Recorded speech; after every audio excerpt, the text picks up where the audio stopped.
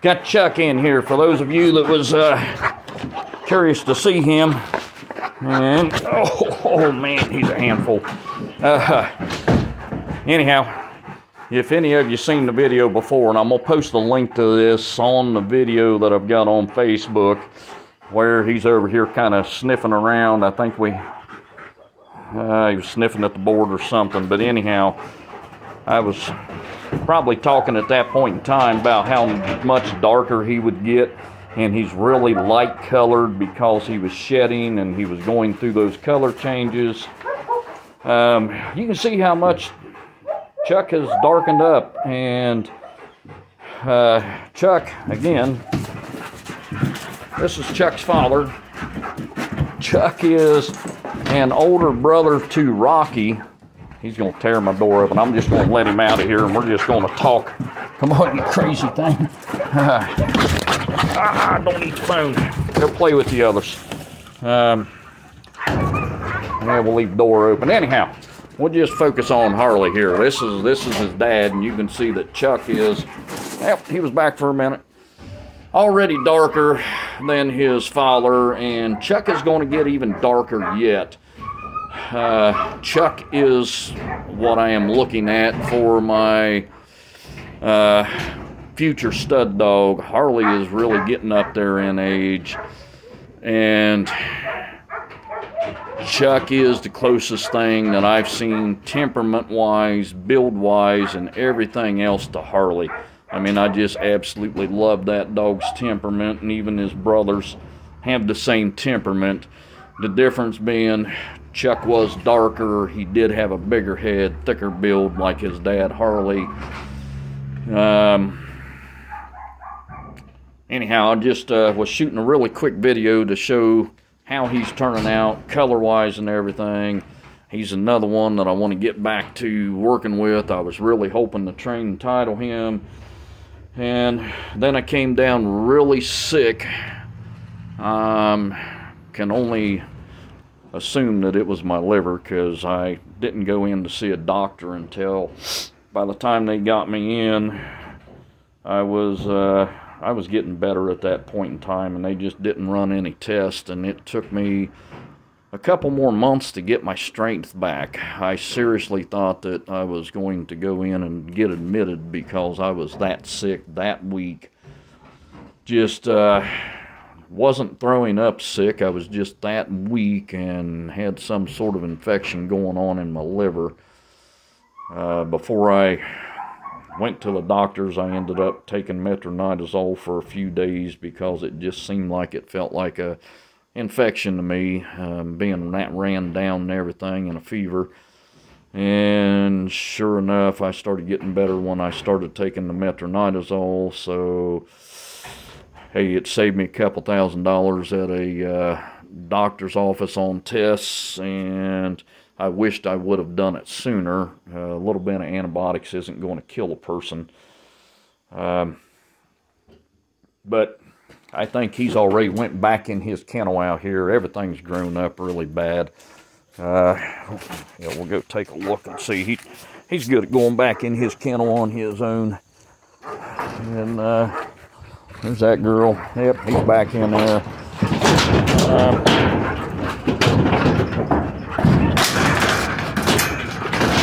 You can hear they hit those doors really hard. He was tore through the panels to running back and forth to both kennels, and we just replaced that piece of tin the other day. We've had to replace every single one of these. There's Rocky. And down here I got Blue Boy, and this kennel's got these additional pieces on here so puppies can't stick their heads through. Blue Boy here has some very serious protection to him. Still haven't got to doing any training with him, but I had some strangers come out here the other day, and they just walked over in this area, and old Blue Boy wanted to rip the door off to get at him. And of course you can see he's a really sweet, lovable dog. Come here, boy. Come here, Blue. And it's a bit of fun opening these. And anyhow, y'all got my information, whatever there. Give me a holler if you see something you like, or if you want some training done, or you want one and want it trained as well. One more quick thing. I'll show you guys something about my setup here. These gates I made out of horse panels. These are 5 foot tall. Dogs and puppies cannot stick their heads through these because they're only 2 inches. I've got this area fenced in here. So it's a catch area around my training kennel. Should a dog escape from me, they still have to go up over this fence. And if they get out into my yard area, my whole property is fenced in. And yeah, the weeds are really bad. I've been really, like I said, I was really sick early on this year and things just got out of hand. I'm feeling good now. And, but anyhow, I let the dogs out of that area. They can only go this area into my training room. There's no distractions as long as this crazy girl on the other side of this wall in that kennel isn't in there or being quiet. I did throw a bag of concrete over there on top of another board.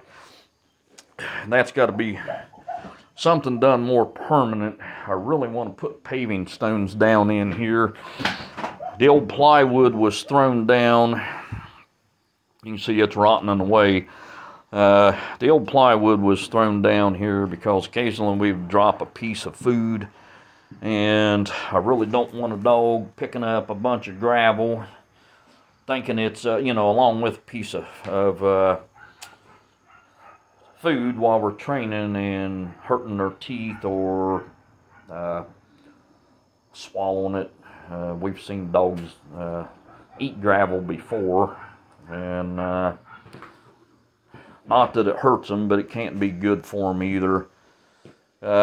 When I built this, because I had no electric in here at that time, I put a lot of clear panels in the ceiling for skylights. And this is on the north side of my garage. And I wanted to make sure I had enough light in here for training. And I've got everything for the electric now. Really need to knock cobwebs down, I guess. And when I get the electric ran, I'll probably put a light someplace in here, in the middle of that, and someplace in the middle of this so I can train at night. Need to get my door on here going to the garage. Garage is just, we've been working on it some. Finally, I want to get it all finished up and everything organized, but I need to get a door on here. I'll probably put a light switch on one side or the other side. I know there's some place over here. I thought my wife had a nail hanging where sometimes she would come out here and work with puppies for me when I was out on the road or whatever. And since it was dark, she would hang a flashlight up here. I'm not sure exactly now how she was doing it. She probably had it tied right here on this, would be my guess. That's something she would do. I imagine she had that around there and had it tied up there for some light. But I've said it in other videos, the whole idea of a training room, you don't have to have an expensive training center with blacktop driveway and concrete floors and heated and air conditioned in order to train dogs. That stuff is all for show. It's for the customers. That doesn't help the dogs one bit. All you need is an area to contain your puppy or your dog until you get some training done on it, to keep it contained where it's not running off across your property. I've got latches for this as well. I mean, I did a simple piece of wire here for a hook. I've got latches need to put on there. I've got the latches that goes in the ground that you can pull to hold the bottom tight and everything. You know, everything just takes time, but all you really need is an area. And you know, this stuff really shouldn't be sitting in here because it is a little distraction, something for a pup to go mess with. But usually they'll come over, sniff at it, check it out. It's not interesting to them, so that's it. I mean, they're more interested in something like a board like this, or the big rock there next to it to play with, than they are the other stuff. But the whole idea is no distractions.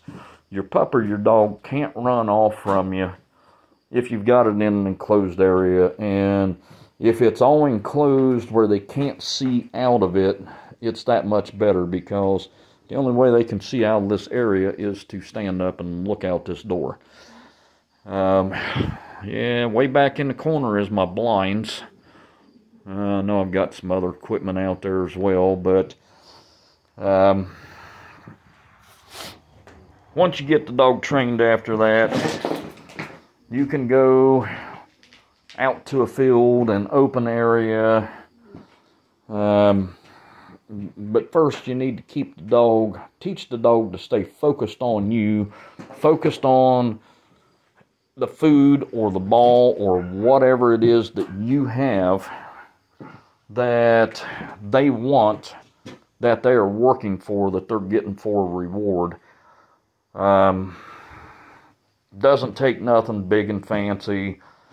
Back when I was building this, there was a couple guys up in Minnesota that really thought they was the shit and was cracking all kinds of things on Facebook saying it looks like some little kid's fucking clubhouse. Well, sorry about your luck, assholes. You're up there training at that big, nice training center, and you're still not doing anything close to what I've been doing. And that's what I got to say to them. All that fancy stuff, that's all for look at me. Stuff that works is all that I care about. Don't need no big fancy training center. Don't want the bills that goes along with it. A lot of those guys have to come up with $10,000 a month to make their payments, buy their dog food, and keep the electric turned on.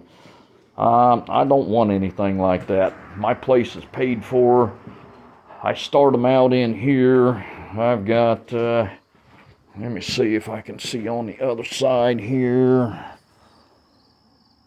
Yep, can't really see, but in the boxes, I think is where my paint cans are. That they were brand new paint cans that I went to the paint store and got, that never had paint in them before. And I've got extra set of lids for every single one of them. One set of lids has holes drilled in it, and the other set is still solid. And the reason for that is odor detection. We can put narcotics in them, we can put explosives, odors in them, however we want to do, without training the dog to indicate on paint or some other existing odor inside of a metal can or wood can, or you know, whatever. I start the pups out in here, start the dogs out in here. From here we go out to the front yard and work out there. My jump is starting to fall apart. It needs some fixing done or completely replaced. From there, I'll just walk around with you guys here and show you around a little bit. Normally these weeds ain't in here. Normally I keep these things cut down, sprayed. I've already sprayed in here once this year. These things have sprouted back up since then. And anyhow, from here we go out to the front yard to train. Get that open. I'll close it when I come back through. But I'll show you a couple more things while we're at it here.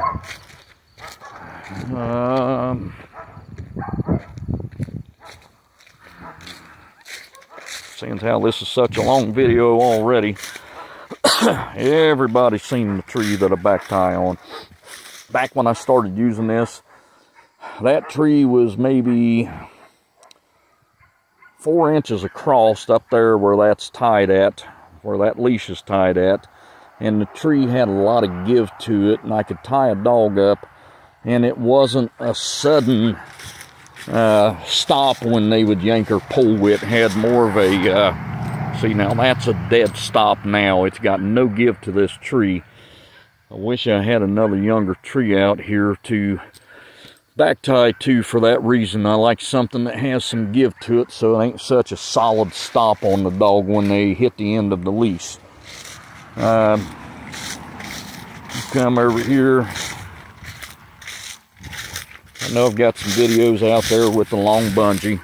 We got it all wrapped up in the tree, but the bungee cord, as you can see, has got a lot of give, and it's a good strong bungee cord. And what the bungee does is teaches your dog to lunge harder and hit harder, because it's pulling against this, and it will keep, you know, there'll be a point where they pull out and the tension gets, but the dog will keep on pulling, and it'll pull a lot further with that much length. So it's pulling against the resistance to get at the bite sleeve, which teaches the dog to really push and pull, you know, into the bite. Really pushes a lot harder. These areas, I'm sure you guys have seen in other videos. Walk around here a little bit. Normally I'll mow this spot and the one on the other side about once a year, sometimes twice a year. You see I mow the rest of it. These areas are where we do odor detection. The prevailing wind comes from that direction, which is why I've got another area up there. But like right now, I can feel the wind coming out of this direction, hitting me. Yeah, it's hitting me in the face now that I turned around, but the wind hardly ever comes out of the east. But since it does, sometimes we've got this area here, and plenty of bushes and things along the fence, trees and things to hide the odors in. Like I said, that jump's in really sad shape. It needs this board replaced on the other side, and that's been on my project list. Of course, these big weeds need chopped down as well, but it's time to get that back in use. You can see I've kind of let the grass grow up about 15 to 20 feet back from the fence, and of course you can see I've got big loud semis and cars coming by. Nice distractions for the dogs. We've got this area over here that's also currently not mowed. Might be mowing these out here real soon so they can grow back up some before winter. That way I've still got some grass and things taller that I can hide things in for the dogs to sniff out. Got a nice sycamore tree over here, well as a few other trees, and I don't cut the limbs off of this thing. These limbs go all the way down to the ground, but once again, it makes a nice big area to do odor detection up under here, and the dog can't use its eyes as much as it has to use its nose. I mean, we've seen these dogs where they could see the rag right in front of them in plain view, but they're still using their nose, rather than saying, oh, right there it is, I see it, and grab a hold of it. But then we got an area over here, pine trees and different things. But while I was at it, I figured I'd give you a real quick rundown. Some of the things that I've got set up around here doesn't take a fortune to train dogs. It just really takes a little bit of common sense, a lot of time and patience, a lot of patience with some of them, especially a really high drive dog. A really high drive dog will drive even the best trainers insane at times. They get to be a handful, but you got to have that high drive in order for them to be trainable. I think I'm actually still playing off of the previous video here with that bicolor female. I'm over 20 minutes on this video now, and I'm sure everybody's sick of listening to me talk, so I'm going to end this video, get it uploaded so I can share it. Hope y'all enjoyed it.